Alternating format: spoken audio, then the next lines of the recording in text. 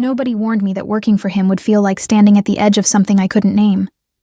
I'd been his housekeeper for 4 months before I understood what that silence actually meant. The particular kind of quiet that fell over a room the second Seung-min walked into it. Not the quiet of respect, though there was plenty of that too. Something older, more instinctive. The kind of stillness that happened when every person in a space registered, on some animal level, that they were no longer the most dangerous thing in it. That morning had started like any other. I was on my knees in the east hallway of the Hanover estate, his primary Chicago residence, not the Evanston house or the place downtown that nobody talked about, scrubbing a water stain from the marble floor that one of the evening staff had failed to report. My back ached from the angle. My knees were going to bruise. I had a philosophy podcast in one earbud, and the distant sound of the city outside in the other, the low morning groan of Lakeshore Drive traffic filtering through the tall arched windows above me.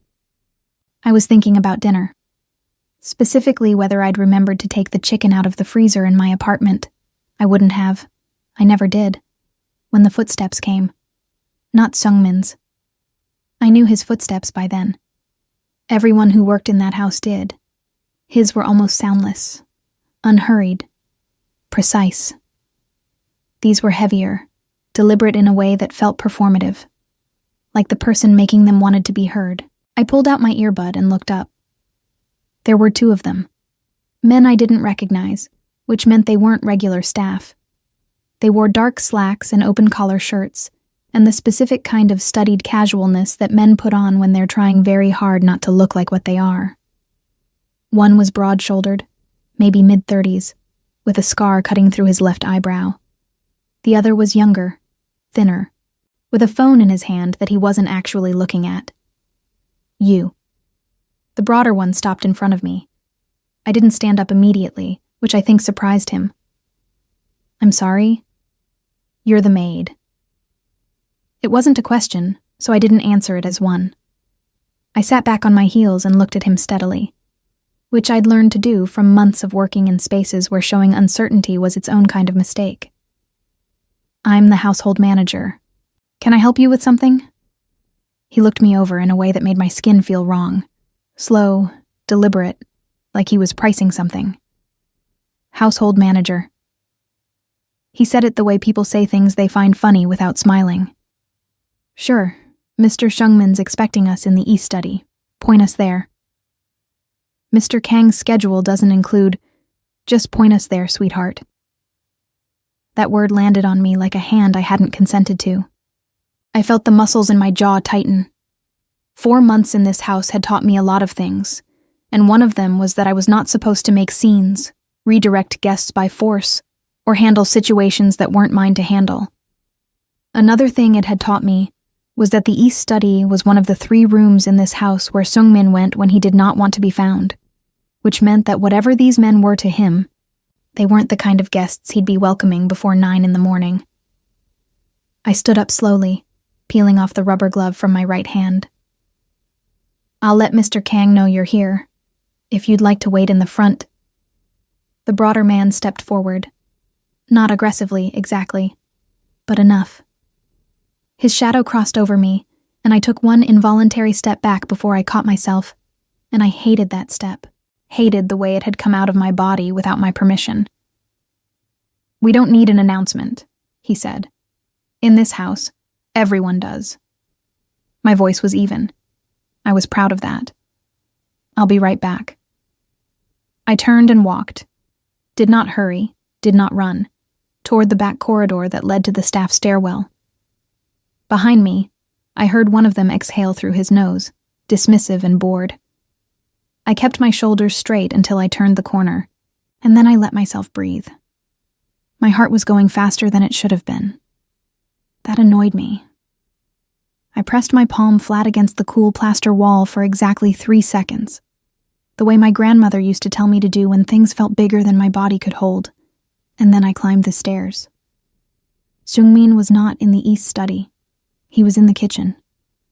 This happened sometimes, more often than I'd expected, honestly, from a man who had an entire staff for the specific purpose of making sure he never had to do anything for himself. He'd be standing at the counter with a cup of coffee he'd made himself, reading something on his phone, or occasionally just staring out the window at the back garden with an expression I had never once been able to read. He was intensely private in a way that felt almost physical, like privacy was something he wore on his body. He was wearing a black dress shirt, no jacket yet, the collar open. The tattoos that covered his neck and chest were visible above the neckline, and I'd stopped noticing them the way I'd stopped noticing the marble floors and the art on the walls. They were just part of him, intricate and dark, and somehow perfectly consistent with the rest of his presence. He glanced up when I came in. He did that, looked at you directly, immediately, without the half-second delay most people had, the one where they were still finishing a thought before they acknowledged you. His attention was total and immediate, and every single time, it did something to my nervous system that I was still pretending was just professional unease. "There are 2 men in the east hallway," I said. "They say you're expecting them." He set down his coffee cup. Not quickly. He moved the way he always moved, without urgency, like he had personally negotiated with time, and time had agreed to slow down for him. "What did they look like?" I described them. He listened with his eyes on my face, which made it difficult to concentrate on the description, but I got through it. "Did they touch anything?" "No." A pause, small and precise. "Did they touch you?" I thought about the way that man's shadow had crossed over me, the step I'd taken back. "No," I said. Shungmin looked at me for a moment longer than was strictly necessary. There was something behind his eyes that I couldn't read, which was true of most things about him. But this felt different, sharper, more specific. "Go finish what you were doing," he said quietly. "Use the west corridor." "Okay." I turned to leave. "Ava." My name and his voice still did something I wasn't prepared for every single time. He said it without inflection, almost flat, but it had weight to it, like the word mattered to him even when he was being careful not to show it. I turned back. "You said no." I waited. "You hesitated first," he said. And then he picked up his coffee cup again and looked back at his phone, and the conversation was over. I stood there for exactly 1 second too long before I left. The west corridor took me around the back of the east wing. I could hear voices from somewhere ahead. Low, male, the specific register of men performing the illusion of patience. And then Sungmin's voice, cutting through without being raised, and silence again, the kind that followed something final. I didn't stop walking.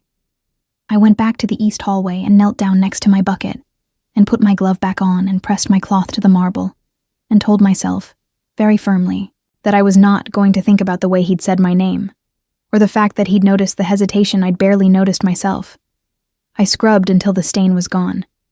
It was 11 minutes before I heard the front door close and understood that the 2 men had left. I didn't see Shungmin again until the afternoon. But twice that day, the security guard who covered the east wing, a quiet man named Daeho, who'd worked for Shungmin for 6 years and said almost nothing to anyone, walked past me in the hallway and nodded, which he had never done before. I filed that away in the part of my mind where I kept things I didn't yet have language for. The thing about working inside a world you don't fully understand is that you develop a different kind of attention. You stop looking for the obvious things, the raised voices, the visible threats, the dramatic moments that announce themselves. You start reading the smaller stuff instead. The way a room empties before it empties, people drifting toward exits before anything has actually happened. The particular quality of a phone call that ends too quickly. The way someone's eyes move when they're calculating something they don't want you to see them calculating. 4 months in Sungmin's house had turned me into a person I almost didn't recognize sometimes. More careful, more quiet, more aware of the space between what was said and what was meant. I told myself it was just professional instinct. The job demanded it. I was getting better at lying to myself. 3 days after the incident with the 2 men, nothing had been said about it. Not by Sungmin, not by any of the staff, not by Mrs. Park, the head housekeeper who'd hired me, and who communicated primarily through laminated checklists and the occasional tight-lipped nod of approval. Life in the estate continued with its usual structured rhythm. Morning cleaning rotations, afternoon maintenance, the quiet coordination of a household that ran like a system designed to never show its own machinery. I almost convinced myself I'd imagined the weight of that moment. Then I came back from my grocery run on a Thursday afternoon and found a different car parked in the service entrance lot. This wasn't unusual on its own. There were always cars, deliveries, contractors, the rotating roster of men who arrived and left without being introduced, and who the staff treated with a specific kind of careful non-acknowledgement. But this one I recognized. A dark gray sedan, with a small dent in the rear panel. The kind of dent that looked recent, that looked like it had been made in a hurry. It was the same car that had been parked outside when those two men visited. I stood in the lot with my reusable bags and looked at it for longer than I should have. Then I went inside. The estate felt different. Not louder, never louder. Seungmin ran a house where volume was considered a form of carelessness, but tighter somehow. The two staff members I passed in the back corridor moved with slightly too much purpose, the way people do when they've been told to stay out of a specific part of the building, without being told exactly why. I found Mrs. Park in the linen storage room, cataloging tablecloths with the specific focused energy she used when she was pointedly not looking up. "The West Wing sitting room needs to be cleared by 4, she said before I'd asked anything. "Mr. Kang has a meeting." "Is there anything specific they'll—" "By 4, Ava." I cleared the room by 3:45, straightened the chairs, removed the extra decorative objects that Seungmin disliked having on surfaces when he was working, set out the simple tray that Mrs. Park had prepared. Water, nothing else. He didn't offer guests comfort items during certain kinds of meetings. I'd learned that early. I was gathering the last of the displaced objects when I heard the voices coming down the hall. I moved toward the service door on the far side of the room, the one that connected to the back passage. The natural thing was to be gone before the meeting began. Staff wasn't present for these. We existed around them, before and after, but never during. I was 3 steps from the door when it opened from the other side. A man I had never seen stepped through it, and he stopped when he saw me. And the way he stopped told me everything I needed to know about what kind of man he was. He was older than Seungmin, late 40s maybe, with the kind of stillness that didn't come from discipline, but from having done enough things that nothing surprised him anymore. He was well-dressed. He looked at me the way the man in the hallway had looked at me 3 days ago. That slow inventory. Except this version had something more deliberate behind it. Something that recognized I was inside a space where he could do whatever he wanted, and understood that to be an ordinary fact of life. "Well," he said, in English without an accent, "you must be the household manager." My grip tightened on the framed photograph in my hands. I was just finishing. "Were you?" He didn't move away from the doorway. He didn't need to block it physically. His presence was the block. The specific gravity of a man who was used to people waiting for his permission to move. "I've heard about you." That stopped me in a way I hadn't wanted it to. "I'm sorry." Seungmin's staff. He tilted his head slightly, that inventory look going slower. He keeps a small household, careful with who he lets inside. "I should let you." "Ava, isn't it?" My name in his mouth felt like fingers on my wrist, like something I hadn't offered being taken anyway. I didn't answer that. I looked at the door behind him, calculated the distance, measured whether I could get past him without it becoming something. And in that half-second of calculation, I felt my own body the way you feel it in moments of threat. Too visible, too specific, too much like a thing that could be handled. "Excuse me," I said, and I moved. He didn't block me, but his hand came out as I passed, and his fingers closed briefly around my forearm. Not roughly, which almost made it worse. It was the ease of it that was horrifying, the casual assumption. And I stopped walking because stopping felt safer than pulling away and escalating something in a room I was alone in. "Tell Seungmin I'm looking forward to the conversation," he said, and released me. I walked through the service door and closed it behind me and stood in the narrow passage with my back against the wall and my heart beating so hard I could feel it in my throat. I didn't go to Seungmin. That was the rule I'd set for myself. The line I maintained to keep the job feeling like a job and not like something else. I didn't go to him with personal things, didn't put myself in the category of person who needed managing. I handled things myself, or I brought them to Mrs. Park. I did not manufacture reasons to be in his space. I set the photograph down on the passage shelf, carefully, because I was holding it too tightly, and I didn't want to break anything. Then I walked to the service kitchen and ran cold water over my forearm, which was objectively unnecessary but felt necessary, and I stood there until my breathing was even. 20 minutes later, I was in the far end of the east wing changing out the window treatments when I heard it. I didn't hear the words. The walls in this house were good. Thick plaster, old construction, the kind that absorbed sound intentionally. What I heard was the shape of the conversation. The specific silence that came when Seungmin spoke. The kind of silence that meant whoever was in the room with him had decided to listen very carefully. And then something else, briefer, a question, and then Seungmin's voice again, quiet and absolutely final. And then nothing for a long moment. And then footsteps in the main hall, unhurried ones, leaving. I kept my attention on the window treatment.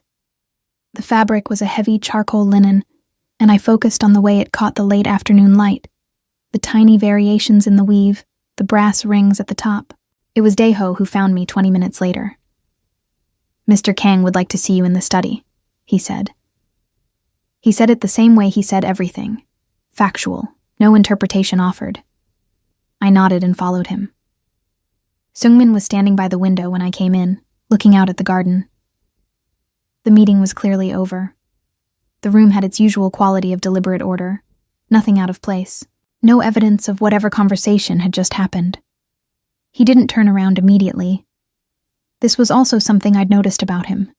He didn't perform alertness, didn't do the thing people do when they hear someone enter and make a point of showing they've noticed.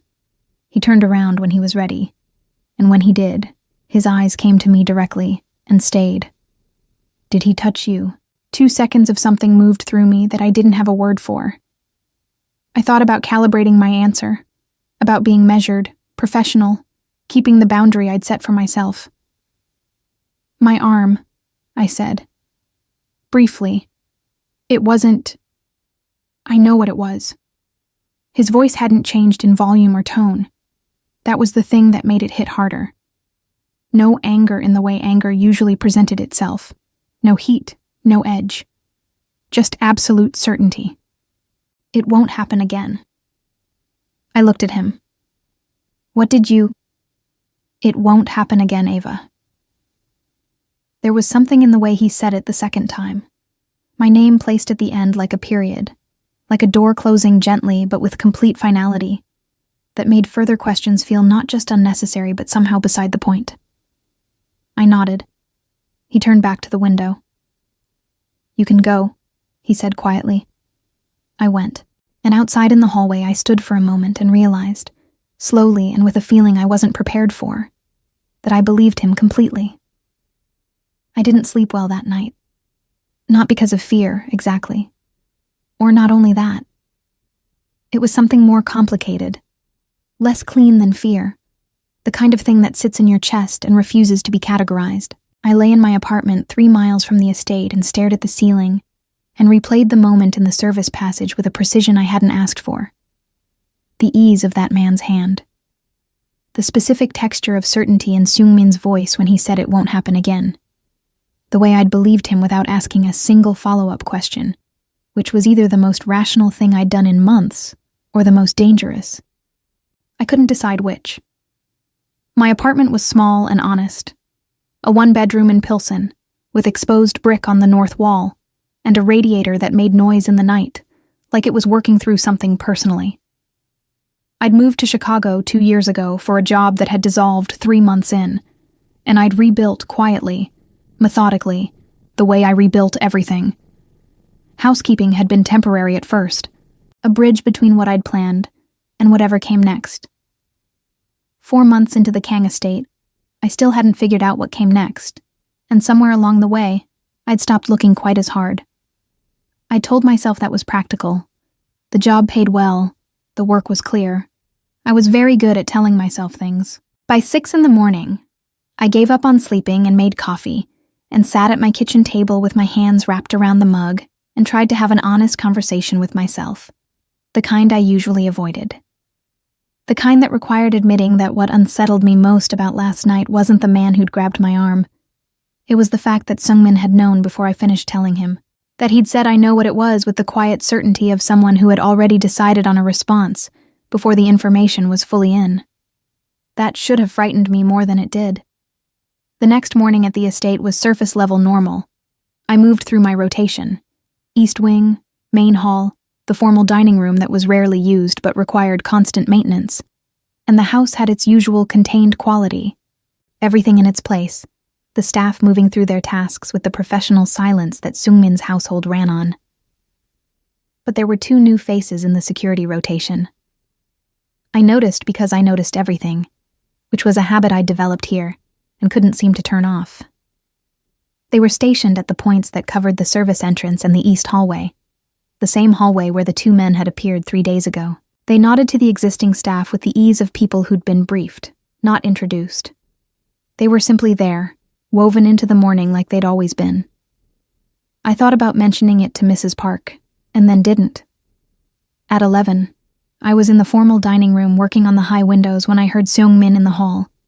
I identified him by the sound before I turned, that particular nearly absent footfall, the way the air in a space shifted slightly when he moved through it, which I understood was probably my imagination, but felt absolutely real.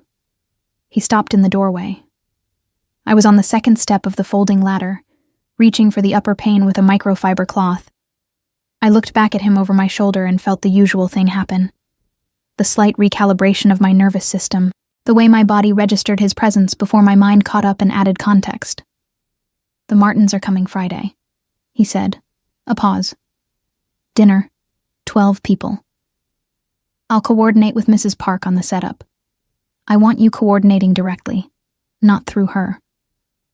This was new. I came down off the ladder step carefully and turned to face him. "Okay. Do you have specific preferences for—" "The same preferences I always have." He looked at me steadily. "You know them." And I did. 4 months had taught me more about this man's specific preferences than I'd learned about most people I'd known for years. He didn't like excess on tables. Floral arrangements were kept low. Candles were used but not accumulated. He preferred the dining room slightly cooler than most guests found comfortable, because he ran warm and wouldn't adjust the room for himself in the middle of a dinner. He drank water through meals, not wine, but the wine had to be right, because the absence of the right wine registered to his guests as carelessness, and he did not permit carelessness. He noticed everything. He commented on nothing unless something was wrong. "I'll take care of it," I said. He nodded once. Didn't move immediately, which was slightly unusual. Seungmin was not a man who lingered in rooms without purpose, who stayed in spaces past the point his business there was finished. "The arm," he said. I went still. "If anything else happens, anyone here, anyone outside, you tell me directly." I held his gaze. I appreciate that. But I can manage. I know you can manage." He said it without inflection, and somehow that was what made it land so squarely. The fact that he wasn't dismissing my capability at all. "I'm not asking because I think you can't. I'm telling you the protocol." Protocol. The word was careful. It placed what he was saying inside the structure of the job, gave it edges, made it professional and bounded and clear. I should have been relieved by that framing. "Okay," I said. He left. I stood in the dining room for a long moment after, the microfiber cloth still in my hand, and I thought about the word protocol and how precisely chosen it had been, and whether precision in word choice was a form of distance or a form of something else entirely. I went back to the windows. Friday arrived with the specific pressure of a household preparing to perform itself. I coordinated directly with the kitchen staff, the florist delivery, the 2 extra servers brought in for the evening. I moved through the estate with my clipboard and my checklist and the focused competence that I used the way other people used armor. Mrs. Park observed from a professional distance and said nothing critical, which from her was close to a standing ovation. The guests arrived at 7. I was in the butler's pantry running final checks when they came through. Voices. The specific social register of wealthy people in a formal setting, comfortable and polished and slightly performative. I caught glimpses through the pass-through. A woman in deep burgundy with a laugh that carried. 2 men in conversation who moved the way men move when they're used to being listened to. And Seung-min among them, in a dark suit, looking precisely like what he was in this context. Young, composed, effortlessly in command of the room in a way that required no effort at all. The guests oriented toward him, subtle gravitational pull, the way people do around someone whose attention feels like a resource worth positioning for. I watched for exactly 4 seconds longer than I needed to. Then I went back to my checklist. The dinner ran cleanly for 2 hours. It was during the transition between courses that I went through the main hallway to check on something in the coat room, and I found a man standing near the entrance who I didn't recognize. Not a guest. He wasn't dressed for a dinner. He was standing too still, the specific stillness of someone who is waiting rather than arriving. And when he saw me, his eyes moved over me with that inventory quality, and I felt my stomach tighten on instinct before I'd consciously registered why. "Can I help you?" I kept my voice even and professional. "I'm with Yoon's group," he said. "I'll wait here. I'm not aware of additional guests expected this evening. I'm not a guest." He smiled, and it didn't reach anywhere. "Just tell Seung-min that Marco's outside. He'll know." I looked at him for one steady moment. "I'll pass that along." I walked back toward the dining room. My pulse was doing something I didn't care for. I caught Daeho near the service entrance, relayed the message in a murmur, and watched his expression, which was professionally controlled, but not controlled enough to hide the very specific kind of alert that moved through it. He nodded once and moved immediately. I went back to my station. 12 minutes later, during the dessert course, Seung-min excused himself from the table. I heard it from the pantry. A brief, gracious departure. A host who'd be back momentarily. The kind of exit that guests accepted without question because everything about him made you accept things without question. He didn't come back for 22 minutes. When he returned, the dinner continued without a visible seam. He sat back down and said something to the woman on his left that made her laugh, and the table reoriented around him as smoothly as if he'd never left. And I stood in the pantry and understood that this was what he was. Not just powerful, but seamless. A man who could step out of a room to handle something I didn't want to imagine, and step back in and pour wine like none of it had weight. The guests left at 10:30. By 11, the staff was clearing, and I was in the dining room collecting the low centerpiece arrangements, and Seung-min walked in. He still had his jacket on. He looked exactly the same as he had at 7, which should have been unremarkable and wasn't. He stood by the table and watched me work for a moment. Not in the uncomfortable way. Not the way of the men who'd made my skin feel wrong. Something else. Something more like the way a person looks at a thing they've been thinking about. "The dinner was well done," he said. "Thank you." A pause. He reached out and straightened a candle holder that was already straight. A small, absent gesture. I filed it away in the part of my mind where I kept things I didn't have language for, which was getting crowded lately. "Marco," I said, before I'd fully decided to. The man at the entrance. Was everything handled? I nodded, kept working. "You were calm," he said. "When you found him." I looked up. I wasn't, particularly. Something moved in his expression. The smallest shift, almost nothing, the kind of thing you only caught if you'd been paying close attention for months and had learned, slowly, what almost nothing looked like on his face. "No," he said quietly, "but you looked it." He left before I could decide what to do with that, and I stood in the dining room with a centerpiece in my hands and the distinct, uncomfortable feeling of being known by someone who had no business knowing me that well. The week after the dinner, I started noticing the car. Not the gray sedan. That one hadn't come back. and I'd stopped tensing every time I pulled into the service lot, which felt like progress. This was different. A black SUV, newer, parked on the street half a block down from the estate's main entrance. It was there Tuesday morning when I arrived, still there at lunch. Gone by the time I left at 6, but back Wednesday, same spot, slightly different angle. I didn't mention it to anyone. This was partly because I wasn't certain I wasn't imagining significance where there was none. Streets had parked cars. That was the nature of streets. And partly because mentioning it would have required going to Seungmin directly, per the protocol he'd established, and I was managing a complicated internal negotiation about that protocol that I hadn't yet resolved. The negotiation went roughly like this. He had offered me a direct line for my safety, which was a reasonable thing for an employer to offer. Accepting it was practical and professionally appropriate.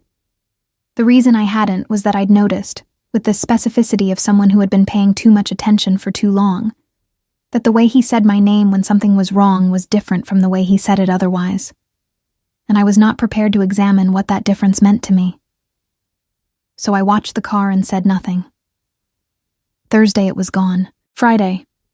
I came in to find that my cleaning rotation had been adjusted without notice, routing me away from the main entrance and the west-facing rooms entirely. When I asked Mrs. Park about it, she looked at me with her usual expression of a person who has been told exactly as much as they need to be told and has made peace with that. Mr. Kang made some changes to the schedule, she said. The west side is covered. By who? By the people covering it, Ava. I let it go. But I thought about it through the afternoon, working through the east wing with the specific focused energy I used when something was bothering me that I couldn't address directly. The schedule change was protective. I understood that without being told, the west rooms were the ones that faced the street, the ones with the clearest sightlines from outside. Someone had decided I shouldn't be visible from the street. Someone had decided that without telling me there was a reason to. I stayed 20 minutes later than usual that evening, finishing a detail I'd been putting off in the upstairs linen closet, and I was coming down the back staircase when I heard voices in the corridor below. I stopped on the landing instinctively. Not hiding, just pausing. The way you pause when you're not sure if you're about to walk into something. 2 men. Korean. Speaking low and fast. And my Korean was functional at best, but I'd picked up more than I'd expected from months in this house. I caught fragments. A name I didn't recognize. A number that might have been a date. And then a phrase I understood fully because I'd heard it before, in a different context, spoken by Mrs. Park to one of the kitchen staff about an issue with a supplier. He already knows. Silence. Then footsteps moving away. I waited 30 seconds and came down the stairs, and the corridor was empty. I drove home with the radio off, and the city moving past my windows in its usual Friday night way, lit up, indifferent, enormous. And I thought about the car that had been parked outside for 4 days, and the rerouted schedule and the way Seungmin had said it won't happen again, with a certainty that I now understood had not been a reassurance. It had been a consequence. Something had already happened to make it true. I thought about that all the way home. Saturday was my day off. I spent the morning at the farmer's market on Milwaukee Avenue, buying things I didn't strictly need because the ritual of it settled me. The ordinary noise of it. People arguing cheerfully about heirloom tomatoes, and a man playing acoustic guitar near the entrance with his case open, and a small crowd around him doing nothing except listening. I stood near the guitar player for a while and let myself be ordinary. My phone rang at noon. Unknown number, which I didn't usually answer, but something made me. Miss Ava. A woman's voice, accent I couldn't immediately place. I apologize for the intrusion on your day off. I went still in the middle of the market crowd. Who is this? My name isn't important right now. What's important is that you understand something about the situation you're currently in. I'm going to hang up. The man who came to the estate last Thursday, she said. And I didn't hang up. The one they called Marco. He wasn't there to deliver a message to Seungmin. My fingers tightened around the phone. Around me, the market continued. Tomatoes and guitar music and someone's toddler shrieking with delight over a dog, and I stood in the middle of it, absolutely still. "He was there to see you," the woman said, "to confirm what you look like." A long pause in which I processed this very carefully. "Why are you telling me this?" Because there are people who believe that the fastest way to reach Sungmin is through something he values." Another pause. "You should think about whether you want to remain employed where you are." The line went dead. I stood for a full minute without moving. The guitar player had shifted to something quieter, something in a minor key, and the crowd around him had thinned. I looked at my bag of unnecessary vegetables and felt the specific vertigo of a morning that had been ordinary 3 minutes ago. I drove to the estate.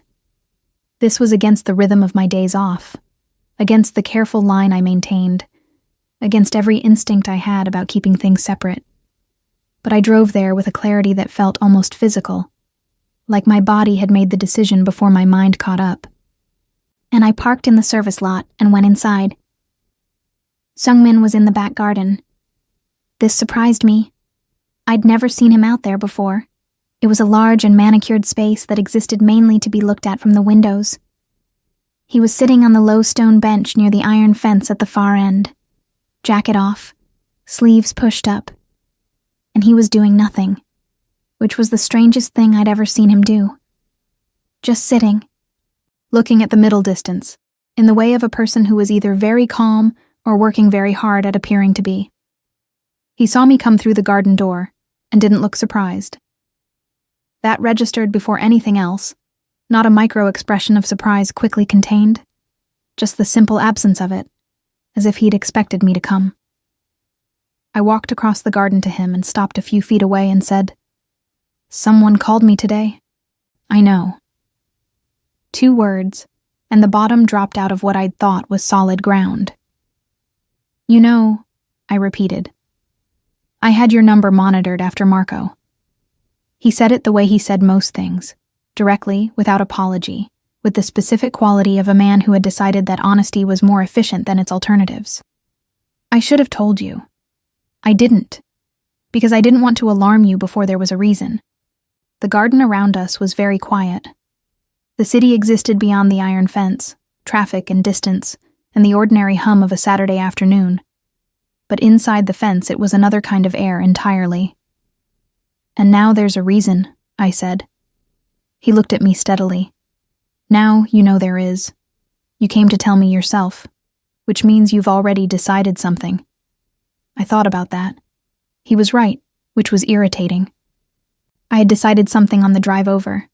I just hadn't put language to it yet. "I need to understand what's happening," I said. "Not the version you'd give Mrs. Park, the actual version." A long pause. The kind that had weight to it, that was doing work. "Sit down," he said. I sat down on the bench. Not close to him. There was appropriate distance between us, the kind of distance that could be justified. But on the same bench, in the same garden, on a Saturday afternoon when I didn't need to be here at all. And Sungmin turned toward me slightly and began to talk. Not much.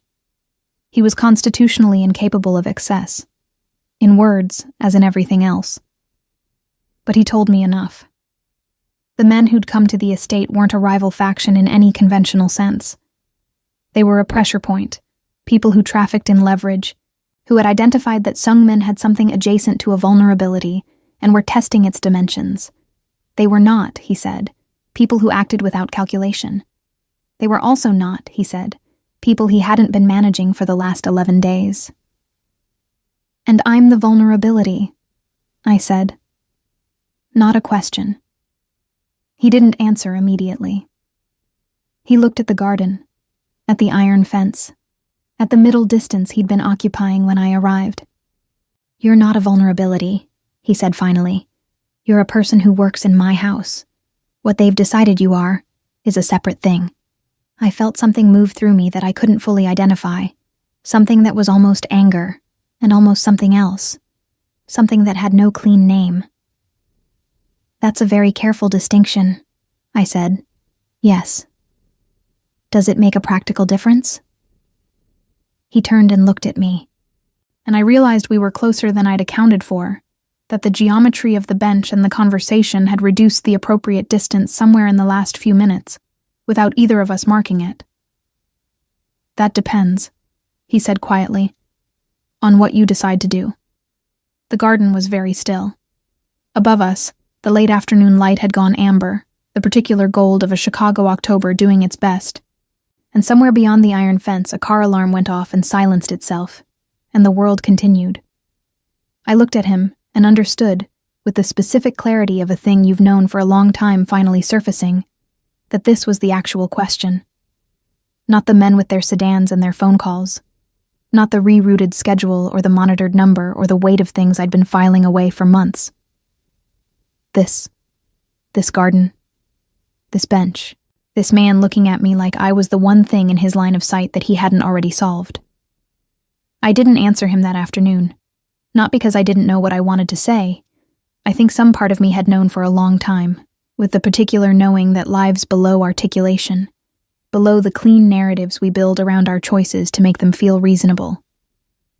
I didn't answer because the question felt too large for the garden, too large for the amber light and the iron fence and the careful distance that had quietly disappeared between us.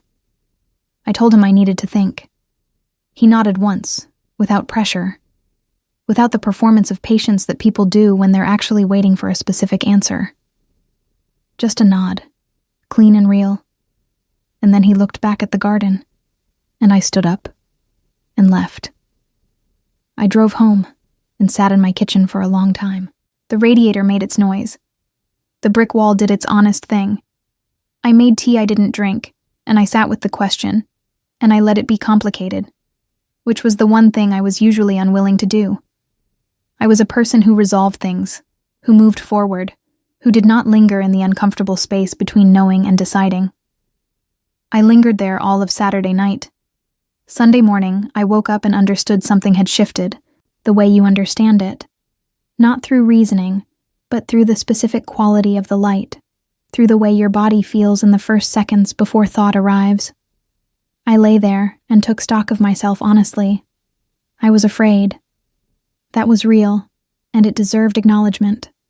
There were people who had looked at me as an instrument, as a pressure point, as a means to something that had nothing to do with me. And that was frightening in the straightforward way that danger is frightening. I wasn't going to minimize that or fold it into something more romantic. But underneath the fear was something else. Something that had been building for 4 months in the particular grammar of a household where I'd learned to read silence, to find meaning in small gestures, to understand that a man who said almost nothing was not a man who felt almost nothing. I knew what I was going to do. I think I'd known since I sat down on the bench.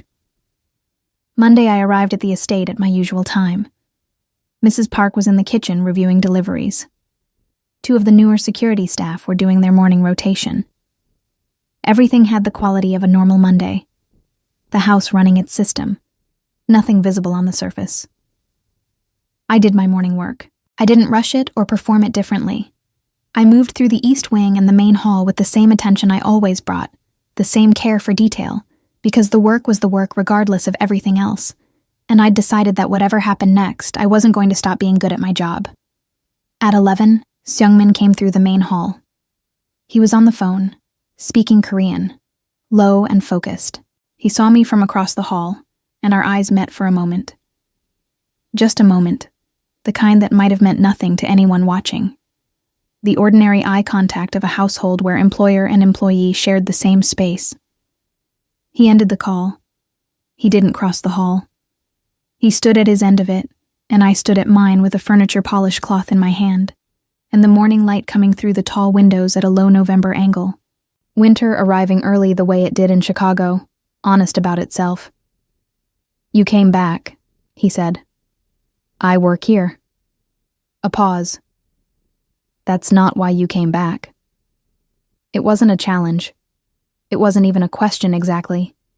It had the quality of something he was saying out loud that he'd already known, the same way he'd known I was coming on Saturday, the same way he seemed to know most things about me with an accuracy that had stopped unsettling me and started feeling like something else.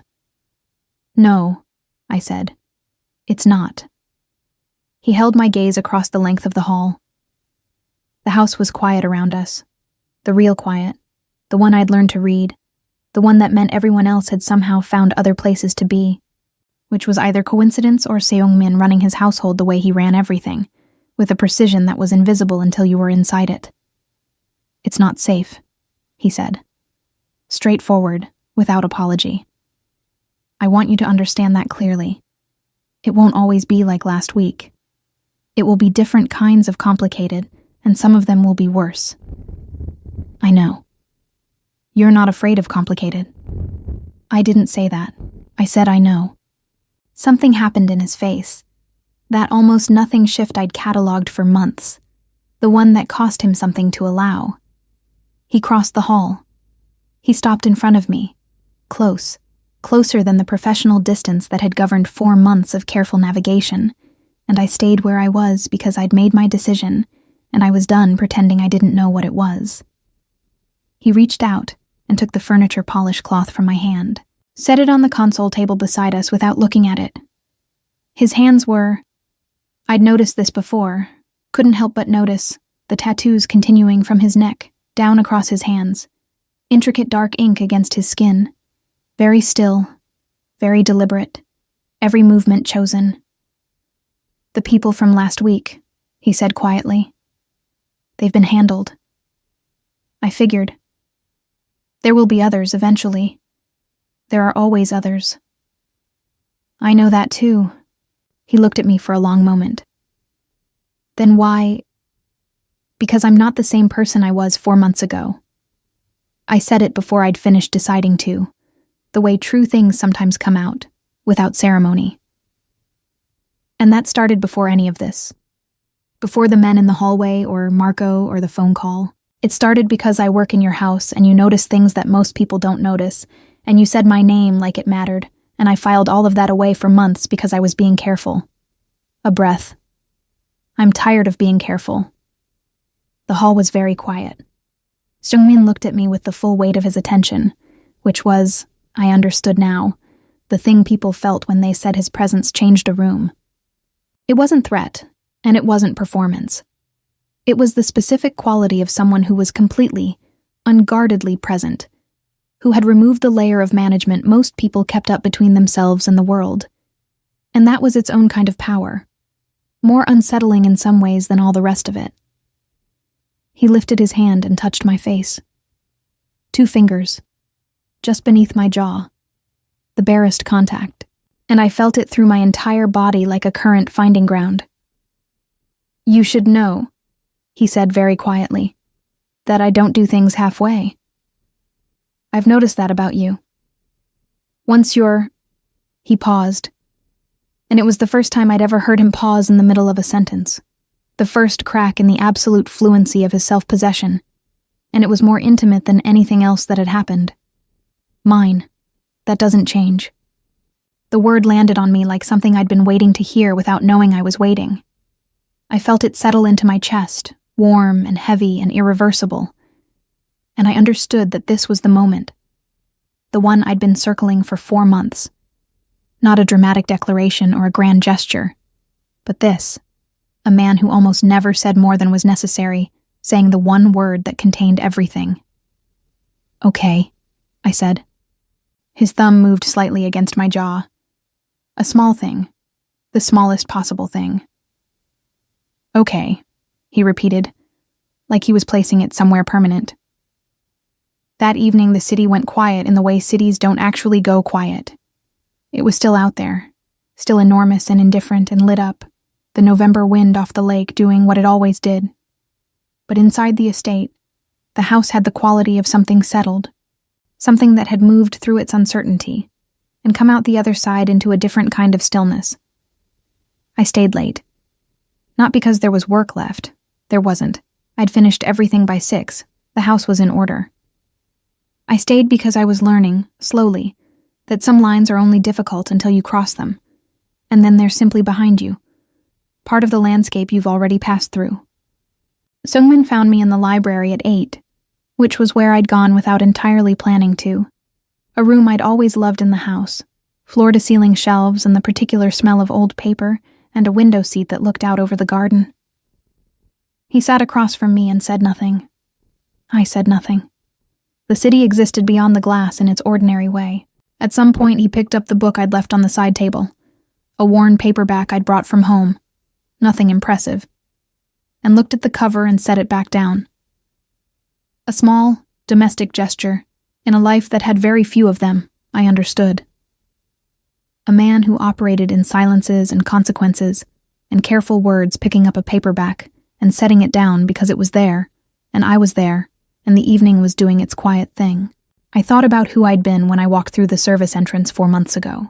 Practical, self-contained, building a bridge to a future I hadn't defined. I thought about the specific series of small moments that had, without any single one of them being decisive, added up to this room and this evening and this man, across from me who I had decided to stop being careful about. I wasn't the same person. He'd known that before I said it. He'd probably known it before I did. Outside, the city moved through its November night, enormous and unsentimental. Inside, the library held its warmth and its silence, and Seungmin sat in the chair across from me with the stillness that had once made every room feel like the edge of something unnamed. It still felt like an edge.